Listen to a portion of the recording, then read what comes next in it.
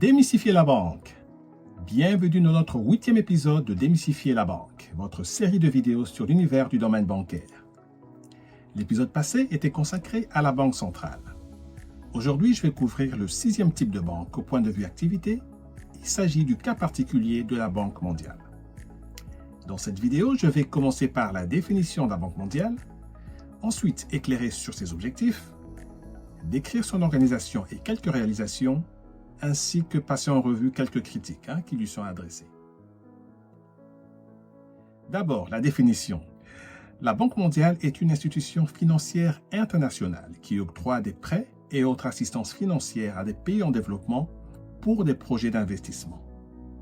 Elle comprend deux institutions.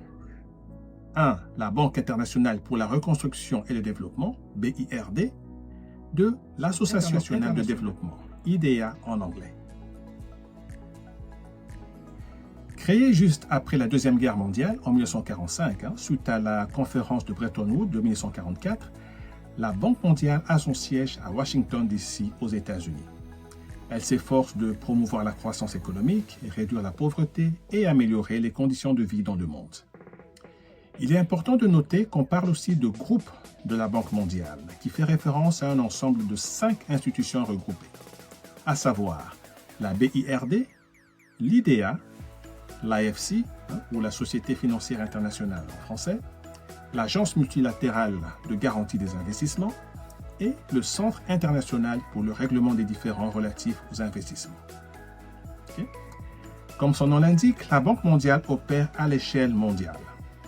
En effet, elle travaille dans de nombreux pays à travers ses bureaux régionaux et ses représentations sur le terrain.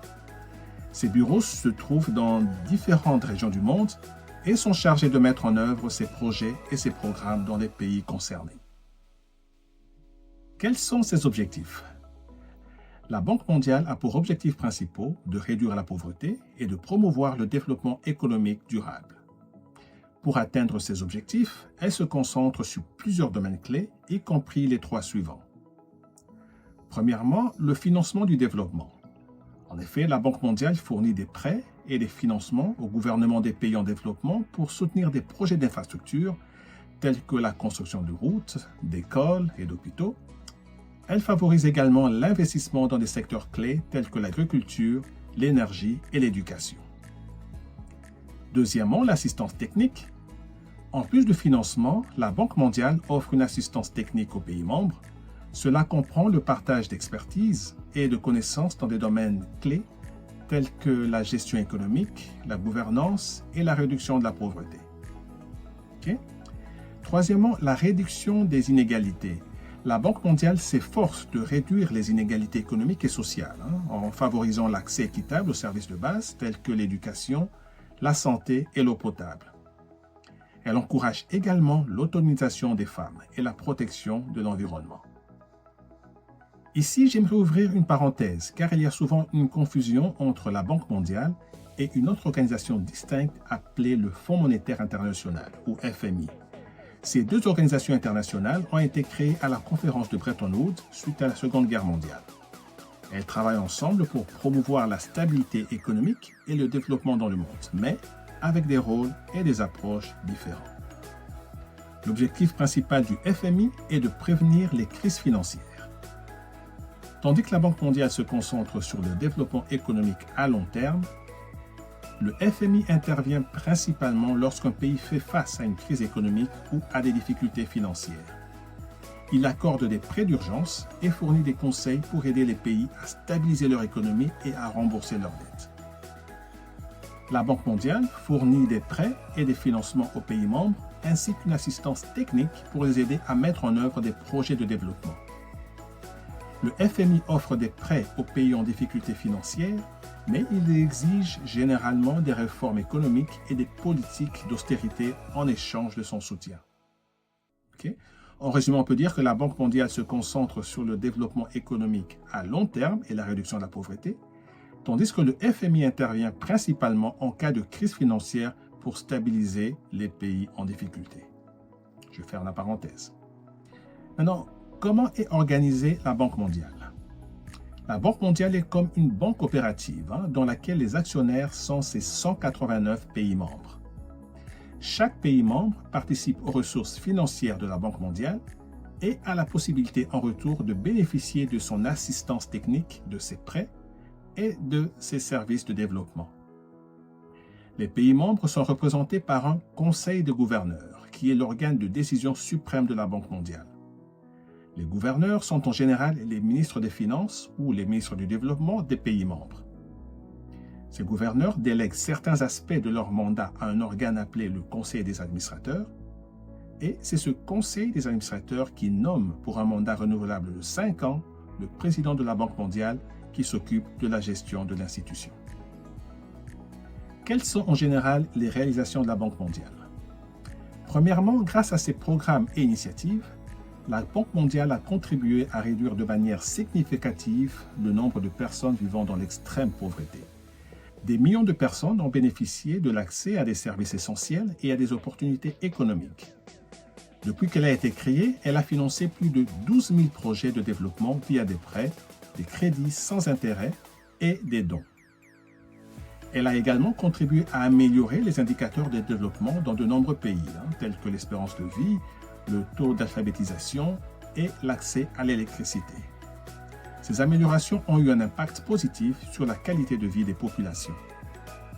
La Banque mondiale a soutenu le renforcement des capacités institutionnelles dans de nombreux pays en aidant à améliorer la gouvernance, la transparence et l'efficacité des institutions publiques. Cela a favorisé une gestion plus efficace des ressources et une meilleure prise de décision. Maintenant, je vais citer quelques critiques qui lui sont adressées, car malgré ces réalisations, c'est vrai que la Banque mondiale n'est pas exempte de critiques. Premièrement, au niveau des conditionnalités, certains critiques accusent la Banque mondiale d'imposer des conditionnalités strictes aux pays bénéficiaires de ces prêts, ce qui peut limiter leur souveraineté et leur capacité à prendre des décisions économiques et politiques indépendantes. On parle aussi de manque de représentativité.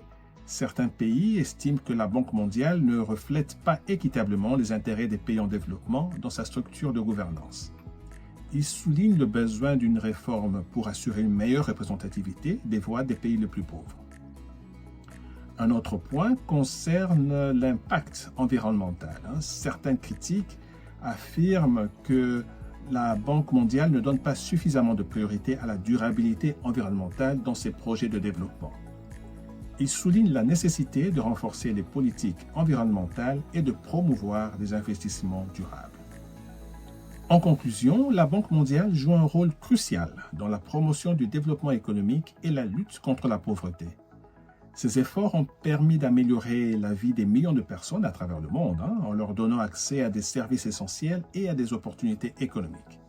Cependant, elle doit continuer à faire face aux critiques concernant ses conditionnalités, sa représentativité et son impact environnemental. Il est essentiel de trouver un équilibre entre les objectifs de développement économique et la durabilité environnementale, tout en garantissant la participation équitable des pays en développement dans le processus décisionnel de l'institution. En poursuivant ces efforts pour répondre aux besoins des pays les plus pauvres et en s'adaptant aux défis mondiaux, la Banque mondiale peut continuer à jouer un rôle important dans la construction d'un avenir plus juste et prospère pour tous. Ceci termine ce 8e épisode. J'espère sincèrement que cette vidéo vous a permis de mieux comprendre le rôle crucial que cette institution joue dans le développement économique et social à travers le globe. Notre exploration de la banque ne s'arrête pas là. Pour continuer à découvrir les autres facettes du domaine bancaire, je vous invite chaleureusement à vous abonner à cette chaîne. En cliquant sur le bouton d'abonnement, vous resterez toujours informé des nouvelles vidéos que je vous réserve.